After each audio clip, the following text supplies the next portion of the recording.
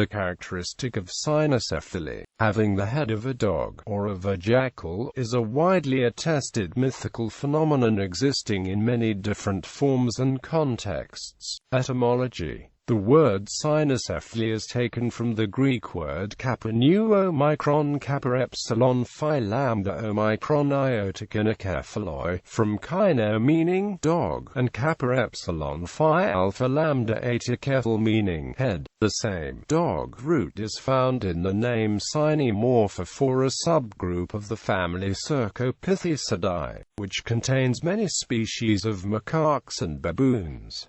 Ancient Greece and Egypt. Cynocephaly was familiar to the ancient Greeks from representations of the Egyptian gods, Dumutif, Wepawet, and Anubis. The Greek word dog-head also identified the sacred Egyptian baboon with the face of a dog. Reports of dog-headed races can also be traced back to Greek antiquity. In the 5th century BC, the Greek physician Ctesias wrote a detailed report on the existence of cynocephaly in India, known as Indica. Similarly, the Greek traveller Megasthenes claimed to know about dog-headed people in India who lived in the mountains, communicated through barking, wore the skins of wild animals and lived by hunting. Herodotus reports claims by ancient Libyans that such creatures inhabit the east of the lands, as well as headless men and various other anomalies. The best estimate for the place where the battle between the Argonauts and the Cynocephaly took place is modern-day North Serbia, or South Hungary. Late Antiquity. The Cynocephaly offered such an evocative image of the magic and brutality deemed characteristic of bizarre people of distant places that they kept returning in medieval literature. Augustine of Hippo mentioned the Cynocephaly in City of God, Book 16, Chapter 8. In the context of discussing whether such beings were descendants of Adam, he considered the possibility that they might not exist at all, or might not be human, but insisted that if they were human they were indeed descendants of Adam. Medieval East. Cynocephaly also figure in medieval Christian worldviews. A legend that placed St. Andrew and St. Bartholomew among the Parthians presented the case of Abominable, the citizen of the city of cannibals, whose face was likened to that of a dog. After receiving baptism, however, he was released from his doggish aspect. St. Christopher. In the Eastern Orthodox Church, certain icons covertly identify St. Christopher with the head of a dog. The background to the dog-headed Christopher is laid in the reign of the Emperor Diocletian, when a man named Reprobus was captured in combat against tribes dwelling to the west of Egypt in Cyrenaica. To the unit of soldiers, according to the hagiographic narrative, was assigned the name numerous Marmoratarum, or unit of the Marmoratai, which suggests an otherwise unidentified Marmoratai. He was reported to be of enormous size, with the head of a dog instead of a man, apparently a characteristic of the Marmoratai. This Byzantine depiction of Saint Christopher as dog-headed resulted from the misinterpretation of the Latin term canonius to read Canonius, that is, canine. The German bishop and poet Walter of Speyer portrayed St. Christopher as a giant of a cynocephalic species in the land of the Chananians who ate human flesh and barked. Eventually, Christopher met the Christ child, regretted his former behavior, and received baptism. He, too, was rewarded with a human appearance, whereupon he devoted his life to Christian service and became an athlete of God, one of the soldier saints. There are some rare icons that depict this martyr with the head of a dog. Such images may carry echoes of the Egyptian dog-headed god, Anubis, and Christopher pictured with a dog's head is not generally supported by the Orthodox Church. Medieval West. Paul the Deacon mentions cynocephaly in his Historia Gentis Langobardorum. They pretend that they have in their camps Cynocephaly, that is, men with dogs' heads. They spread the rumor among the enemy that these men wage war obstinately, drink human blood and quaff their own gore if they cannot reach the foe. At the court of Charlemagne the Norse were given this attribution, implying unchristian and less than human qualities. "I am greatly saddened," said the king of the Franks, in Notco's life, "that I have not been thought worthy to let my Christian hands sport with these dog heads." The 9th century Frankish theologian Ratramnus wrote a letter, the Epistola de Cynocephalus, on whether the Cynocephaly should be considered human. If human, a Christian's duty would be to preach the Gospels to them. If animals, and thus without souls, such would be pointless.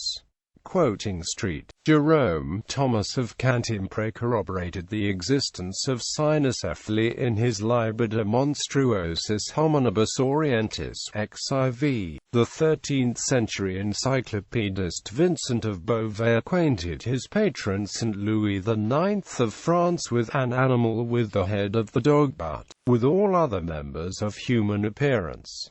Though he behaves like a man, and, when peaceful, he is tender like a man, when furious, he becomes cruel and retaliates on humankind. The Noailles Codex, perhaps more commonly known as the manuscript containing the Anglo-Saxon epic Beowulf, also contains references to Cynocephaly. One such reference can be found in the part of the manuscript known as the Wonders of the East, in which they are called Heelfhundingers, or half-dogs. Also, in Anglo-Saxon England, the Old English word wolf's-heifod was a technical term for an outlaw who could be killed as if he were a wolf. The so-called Leges Edwardi Confessoris, written around 1140, however, offered a somewhat literal interpretation. Quote, "For from the day of his outlawry he bears a wolf's head, which is called vlúshud by the English." And this sentence is the same for all outlaws.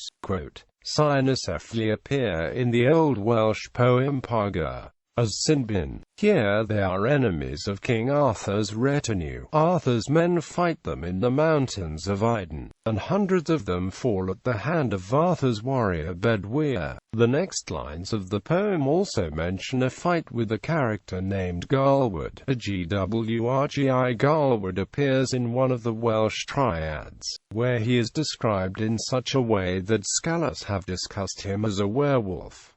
High and late medieval travel literature. Medieval travelers Giovanni da Pai and El Carpine and Marco Polo both mention Cynocephaly. Giovanni writes of the armies of Ogedei Khan who encounter a race of dogheads who live north of the Dalinar or Lake Baikal. Polo's travels mentions the dog-headed barbarians on the island of Andgamanan or the Andaman Islands. For Polo, although these people grow spices, they are nonetheless cruel and are all just like big mastiff dogs. According to Henry Cordier, the source of all the fables of the dog-headed barbarians, whether European, Arabic, or Chinese, can be found in the Alexander Romance, China. Additionally, in the Chinese record history of the Liang dynasty, the Buddhist missionary Hui Sheng describes an island of dog-headed men to the east of Fuzhang, a nation he visited variously identified as Japan or the Americas. The history of northern dynasties of Li Yanshao, a Tang dynasty historian, also mentions the Dog Kingdom. Modern appearances. The use of dog-headed, human-bodied characters is still very strong in modern literature. In the domain of comics publishing in North America and in Europe, many works feature an all-cynocephalic cast to use the heads of dogs and other animals together for social comment or other purposes. In the Pulitzer Prize-winning graphic novel Mouse by Art Spiegelman, Jews have human bodies and the heads of mice, while characters with the roots in the United States have human bodies and the heads of dogs. Germans have the heads of cats, and the French have the heads of frogs. The comic book Ghost Rider features a villain named Doghead. He is an anthropomorphic dog who serves Blackheart, the son of Mephisto, the Marvel Comics version of the Devil. The hero of Bordellino, a novel by Umberto Eco, has to face dog-headed people at the end of his journey. At the beginning of A Dog's Head, a novel by Jean Dartout, a woman gives birth to a child with a dog's head. Dog-headed creatures based on the ancient accounts appear in many modern role-playing games, such as Dungeons & Dragons. A fearsome race of dog-faced warriors appear in Terry Jones' book Eric the Viking. The title character in Scott Adams's cartoon Dilbert once dated a dog-headed woman, described as fetching.